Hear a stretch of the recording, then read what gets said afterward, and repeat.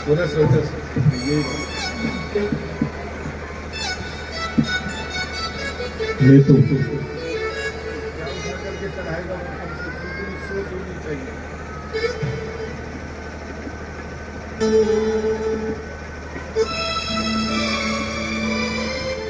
बुजुर्गों, बच्चों, सभी को मेरा मैत्रीपूर्ण जय भीम, नमो बुद्धाय। मैं आप लोगों के बीच में नया नहीं हूँ। इसी गांव में जन्म लिया, यहीं पर पला बढ़ा, लेकिन 35-40 साल मुझे लगभग दिल्ली हो गए रहते हुए।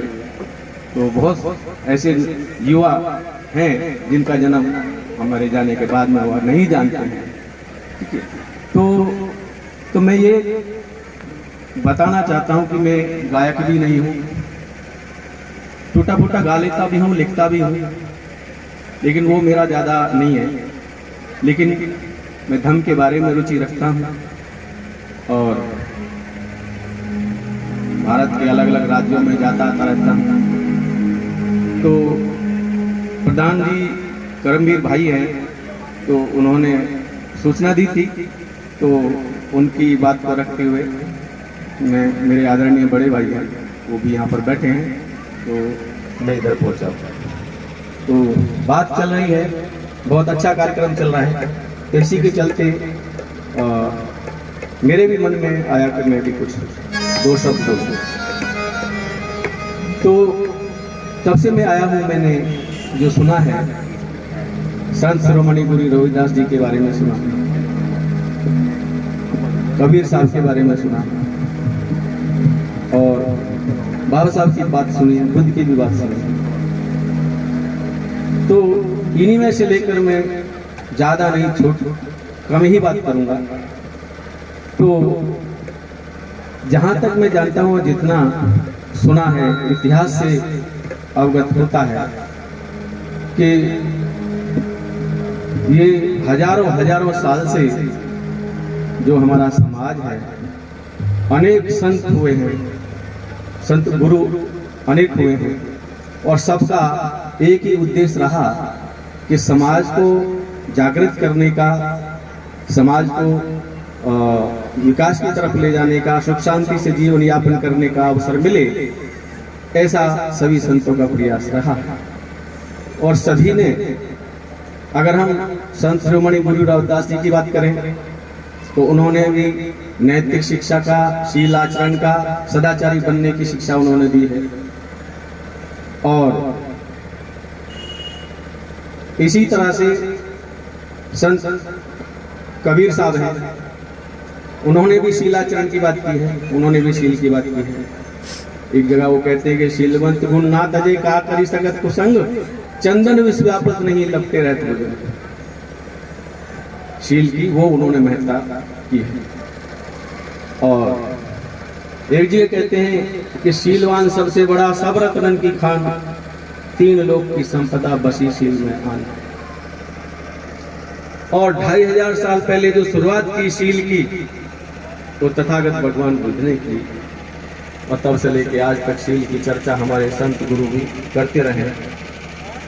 मैं ऐसा देखता हूँ, जब मैं सभी संतों के बारे में चिंतन करता हूँ, उनकी शिक्षाओं को देखता हूँ, तो सभी संतों ने भगवान बुद्ध की कल्याणकारी शिक्षाओं की, उनका शिक्षाओं का प्रचार प्रसार किया है। लेकिन बीच में कुछ समय ऐसा आया कि जो संतों की शिक्षा का हूँ या भगवान बुद्ध की शिक्षा का हूँ, उसमें आत्मा शब्द का मिश्रण हो गया उन शिक्षाओं में। मेरी बात किसी को ऐसी अटपटी लगे या बुरी लगे तो मैं क्षमा चाहूंगा।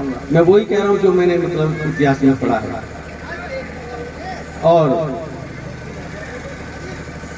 उसके बारे में परम पूज्य बोधिसत्व बाबा साहब डॉक्टर अम्बेडकर ने बुद्धा एंड हिज धम्मा में साफ साफ लिखा है कि आत्मा में विश्वास रखना अधर्म है। पढ़ सकते कोई। लेकिन महत्वपूर्ण बात यह है कि जो एक बात तो सभी ने कही है, सभी ने गाई है, वो है शील आचरण की बात। शील आचरण के बगैर कुछ भी नहीं है जीवन में। नैतिक आचरण जिसको बोलते हैं, शील आचरण जिसको बोलते हैं, तो शील आचरण पे बहुत कम चर्चा होती है। तो मैं शील आचरण की ही बात थोड़ा सा करना चाहूँगा और ज़्यादा समय नहीं लूँगा, कम से कम शब्दों में मैं बात करूँगा। नहीं तो बोलने के लिए तो कभी फिर मैं तो इसी गांव में पला बड़ा हूँ, फिर भी आता जाता रहूँगा, अपनी बात कहता रहूँगा। इसलिए तो शील आचरण क्या है, मैं ये बताने का प्रयास करूँगा। शील आचरण का मतलब है काया वाणी मन, काया वाणी मन के द्वारा नित्य की आदतों से किए जाने वाला कुशल आचरण। क्योंकि हम जो दिनचर्या करते हैं अपनी आदतों के अनुसार करते हैं, अपने स्वभाव के अनुसार हम बात करते हैं, यानी अपने स्वभाव के अनुसार हम सोचते हैं। तो हमारा जो कुशल आचरण है तो हमें वो करना चाहिए, हमने अपनी आदतों को बदलना चाहिए। तो काया वाणी मन, इनको हमने शुद्ध करना है। काया वाचा मन की शुद्धि करनी है। इसको दूसरे शब्दों में हम ऐसे कह सकते हैं कि लोभ द्वेष अज्ञान रहित मन से की गई कृति या कार्य। लोभ द्वेष अज्ञान रहित मन से की गई कृति या कार्य, यानी कुशल कर्म, कुशल बात। तो जब भी हम कोई ऐसी बात करें, जब भी हम कोई ऐसी कार्य करें, ऐसा कर्म करें हम, तो वो कुशल हो, अकुशल ना हो। कुशल का यानी अच्छा, दूसरों का भला करने वाला, कल्याण करने वाला। अकुशल का मतलब है बुरा करना, बुरा। तो ऐसे इसको हम लेते हैं। और हमसे इसी में हम अगर बाबा साहब की शिक्षाओं में जाए, बाबा साहब डॉक्टर अम्बेडकर की बात करें, तो वो क्या कहते हैं कि शील ही धम्म है और धम्म ही शील है। यानी कि वो कहते हैं शील की बगैर धम्म का आचरण नहीं कर सकते और धम्माचरण के बगैर शील का पालन भी नहीं कर सकते। तो शील क्या है, मैं यही बात बताने वाला हूँ। तो हमसे कुशल आचरण हो, अकुशल कर्म ना हो, पाप कर्म ना हो, तो उसके लिए शील बताए हैं सभी संतों ने, सभी गुरुओं ने। और जब हम इन चीजों का, इन शीलों का जब आचरण करेंगे तो हमारे घर में भी सुख शांति होगी, हम विकास की तरफ जाएंगे और हमारा कल्याण होगा। और अगर हम उसका उल्टा करेंगे तो हमारे विनाश को, हमारे पतन को कोई रोक नहीं सकता। दुनिया में कोई ऐसी शक्ति नहीं है कि हमारे बुरे कर्म किए हुए कर्मों के परिणाम को, हमने जो बुरे कर्म किए हैं उनके परिणाम को अगर कोई बदल दे, दुनिया में कोई ऐसी शक्ति नहीं है। जो हम कर्म करते हैं, जो कर्म का नियम है, उसका परिणाम पक्का है, निश्चित है, जरूर आएगा। कर्म के परिणामों के बारे में ऐसा कहते हैं, इस तथागत बुद्ध से आई हुई बात है। कोई आदमी समुद्र की गहराई में, पहाड़ों की ऊंचाई में, जमीन के नीचे कहीं भी जाकर छुप जाए, अपने किए हुए कर्मों के परिणामों से बच नहीं सकता। मैं उदाहरण देता हूँ, मतलब इंटरनेशनल उदाहरण है, जिनके 450 आश्रम मतलब देश विदेश में बने हैं।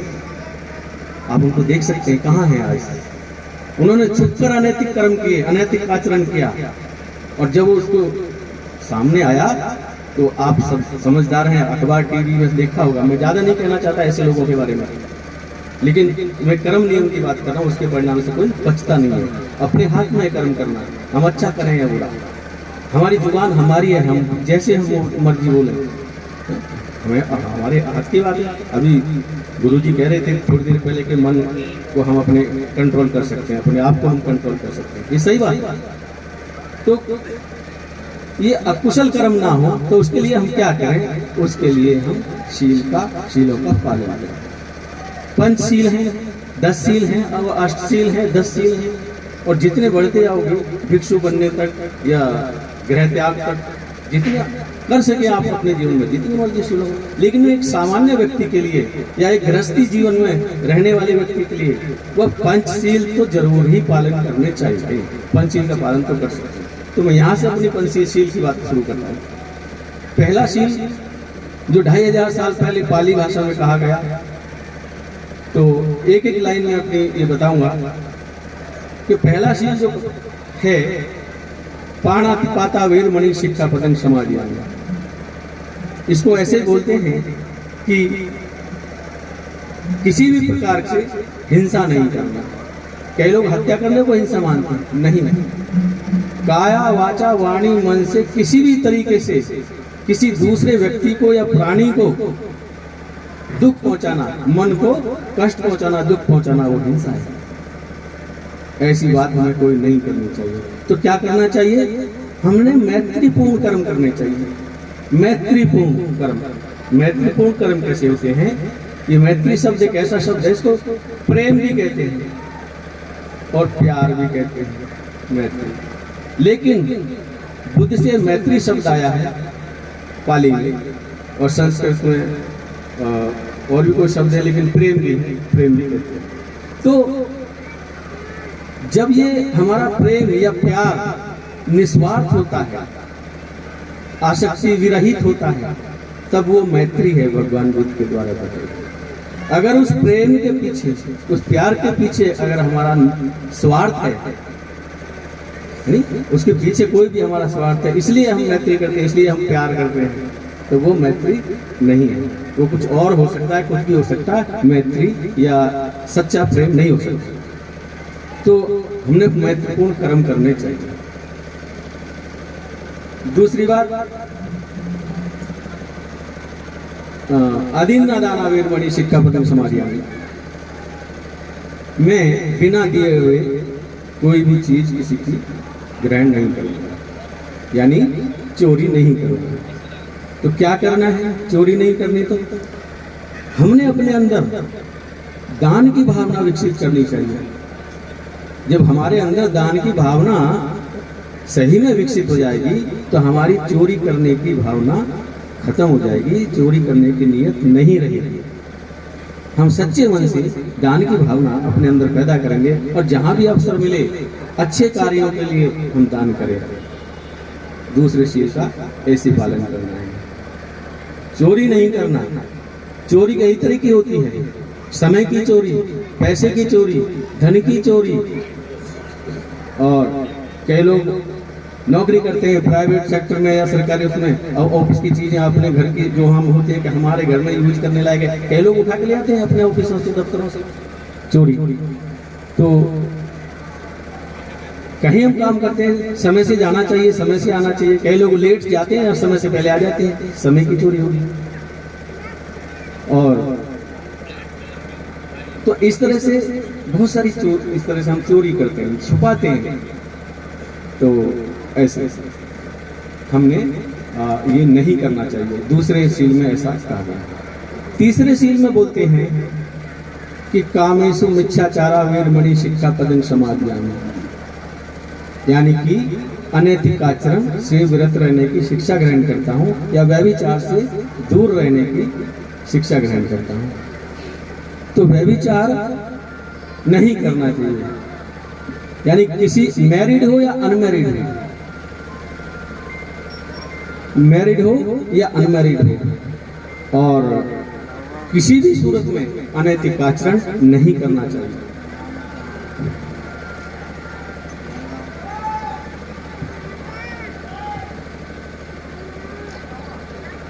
तो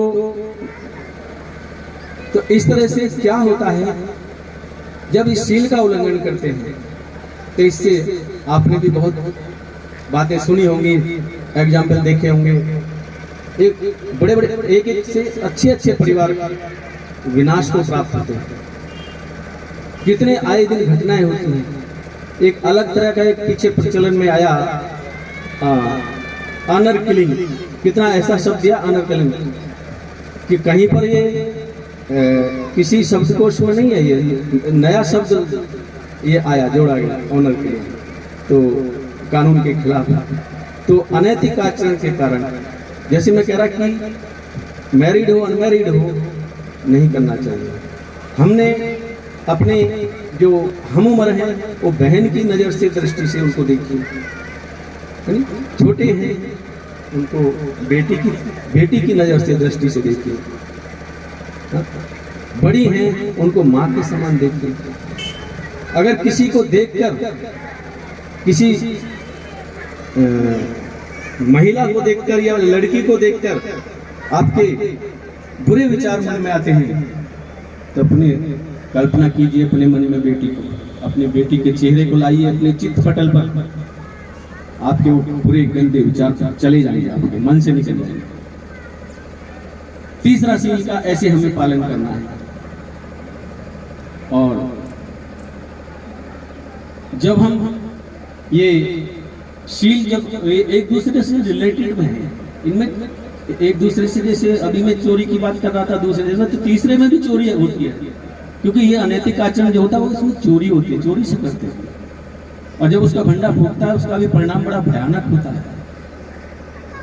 तो हमने किसी भी सूरत में तीसरा शील ये कहता है, सभी संतों ने इस बात को बताया है और भगवान बुद्ध ने भी बताया है, बाबा साहब ने भी बताया है, इसको हमने इस बात का अपने ऊपर हर तरह से मतलब संयम नियंत्रण रखना चाहिए अपने ऊपर। चौथे शील में क्या बोला है कि मुसावादा वेरमणि शिक्षापदं समादियामि,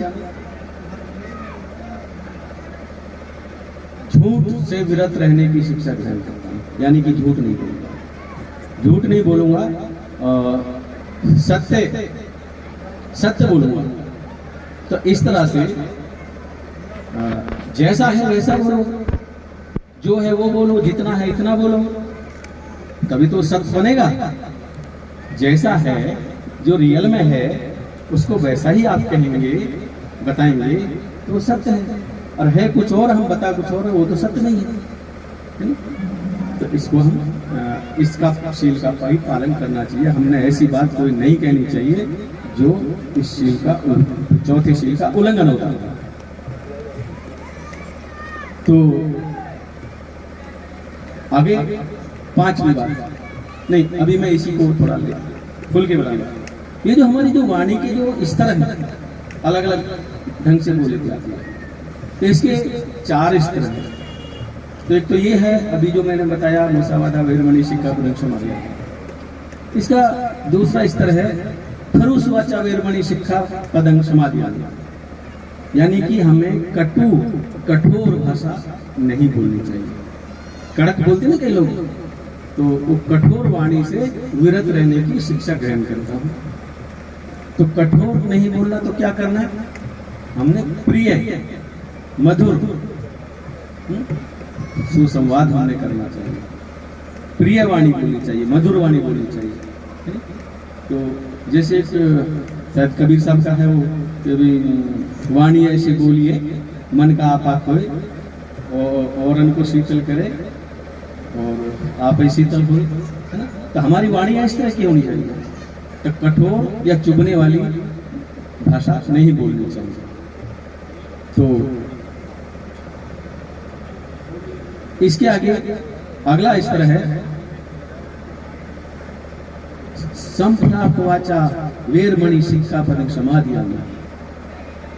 संप्लाप वाचा वेरमणि शिक्षापदं समादियामि, निरर्थक बातों से विरत रहने की शिक्षा ग्रहण करता हूं। ऐसे इस शील का अर्थ है कि हाँ, तो हमने निरर्थक बात जो ना हमारे काम की है, ना हमारा भला है, ना किसी दूसरे का भला है, और फिजूल की बातें करते हैं, इधर उधर की बातें करते हैं। 2 व्यक्ति मिलते हैं, अपने बारे में एक दूसरे को कुछ नहीं बताते, तीसरे व्यक्ति की बात करते हैं, चौथे व्यक्ति की बात करते हैं, वो ऐसा है नहीं, उसकी फैमिली के बारे में बात करते हैं, अपने बारे में नहीं बात करते। अपने बारे में बात कर, दूसरों के बारे में बात करने के बजाय हमने आपस में बात करनी चाहिए। तो फिजूल की बात, गप मारना या मतलब इस तरह की निरर्थक बात पे उसी को कहेंगे जो किसी के काम की ना हो, किसी का कोई भला ना हो। तो ऐसा हमें नहीं करना चाहिए। हमारी वाणी, हमारा जो भाषा है वो इस तरह की रहनी चाहिए। और चौथा स्तर है पिशुन वाचा वेरमणि शिक्षापदं समाधियानि। द्वेषपूर्ण वाणी बोलने से विरत रहने की शिक्षा ग्रहण करते हैं। द्वेषपूर्ण वाणी कैसी होती है? ये इसमें मतलब द्वेष की भावना होती है और हम उसका अहित करना चाहते हैं। हम किसी से शत्रुता हमारी मतलब मन में होती है तो उसके प्रति हम द्वेष की भावना रखते हैं और वैसी उसके लिए वाणी बोलते हैं। तो हमने ऐसा नहीं करना चाहिए। आखिरी एक शील रहता है, बताता हूँ इसमें, शुरा मेरे मध्य पमक दाठाना वेरमणि शिक्षापदं समाधियानि।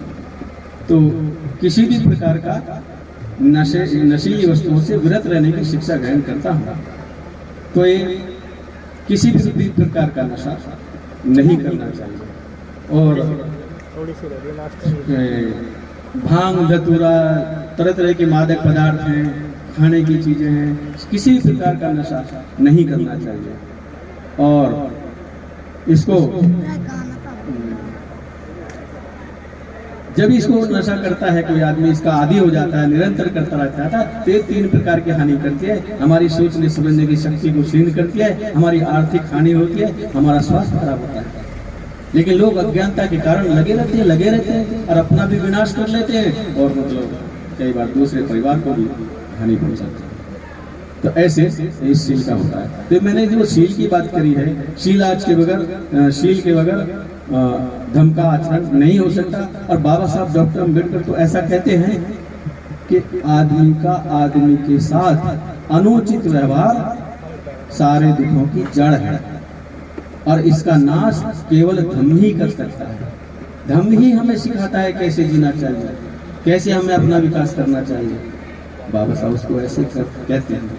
तो हमारे द्वारा अकुशल कर्म ना हो, पाप कर्म ना हो, अनुचित व्यवहार ना हो, तो उसके लिए हमें शीलों का आचरण करना चाहिए। और ये हम सबके लिए भी, परिवारों के लिए बहुत ही, जिस दिन से इसकी शुरुआत करोगे इसका लाभ या उसका फायदा उसी दिन से दिखने लगेगा।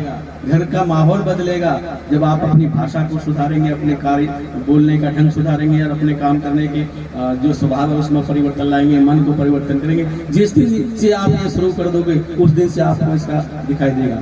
अन्य कहीं स्थलों पर जो उनको हम अपना सर्वदर्शन मानते हैं, वहां जाकर शीश झुकाने से या कुछ भी पैसा चढ़ाने से उससे कल्याण होने वाला नहीं है। आपके हाथ में है अपना कल्याण करना, अपना भला करना या बुरा करना आपके हाथ में है। तो भाइयों बहनों, मैं ज़्यादा ना कहती हूँ, अपनी बात को यहीं विराम देता हूँ।